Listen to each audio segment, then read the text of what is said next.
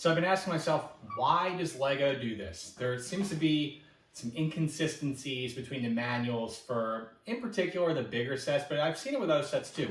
So I have 3 different manuals here. We're currently building the Batman tumbler. If y'all are new here, slap that subscribe button. We're gonna have a full set review of the tumbler here. So as you can see, 1 manual for the tumbler. What I will say is I've been super happy that all the sets I've been getting recently have the manuals inside these nice envelopes to keep them safe without getting bent up. So then we have the manuals here for the Sanctum Sanctorum set.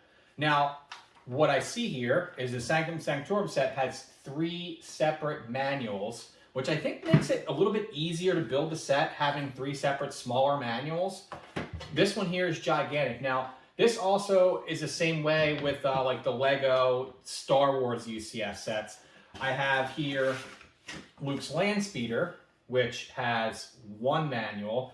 And if you kind of think back to the UCS Millennium Falcon, for example, it has this gigantic booklet. I think the Death Star has it too, with like the spiral binders. And it's just a pain to carry around this gigantic booklet. And it's kind of like ripped up a little bit on the Falcon one. But then it's a little different because the AT-AT has 4 separate manuals, which I actually like. Now, don't get me wrong, the Millennium Falcon manual is super cool having this like gigantic manual, but does anybody know why there's an inconsistency between having like 1 manual, having 3 or 4 smaller manuals? Because I'd like to know. I don't really know if there's like any rhyme or reason for it, but I just noticed it's an inconsistency for sure between the LEGO sets, and I personally rather have multiple smaller manuals because I think it's a little easier to handle. You don't have to worry about bending it up, because there have been times we're building this tumbler where like I can't see like to the far left of the pages as you kind of flip it. But let me know what y'all think. I just thought this pretty interesting. If you're new here, again, slap that subscribe button.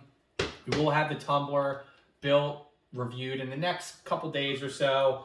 We do have the Landspeeder built and reviewed on the channel. Be sure to check that out. We also have the Sanctum Sanctorum set. We have that one built, reviewed on the channel. And we're going to do a comparison between the older Sanctum Sanctorum and the new one.